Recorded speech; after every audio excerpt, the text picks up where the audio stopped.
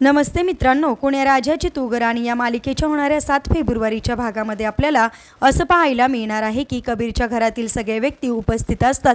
त्याच वेळेस मृण्मयी तिथे आपल्याला फारच चिडलेल्या अवस्थेमध्ये पाहायला मिळते आणि ती कबीरकडे बघत असं म्हणते की आज मी सगळ्यांना सांगणार आहे की कबीर काय आणि कसा आहे म्हणून। बायको बाहेर कामाला गेली असताना घरातल्या नोकरांबरोबर रंग उधळतो हा हे बोलता क्षणी लगेचच कबीर मृण्मयीला म्हणतो की काय बोलतीये जी लाज बाळग मृण्मयी। त्यावेळेस लगेचच मृण्मयी म्हणते की तुला करताना लाज वाटली नाही नोकरांनी बरोबर, मग मला बोलताना कशाबद्दल रे लाज वाटेल। असं बोलता क्षणी कबीर चिडतो आणि कबीर चक्क मृण्मयीवर हात उचलतो, तिचं थोबाड फोडायला लागतो।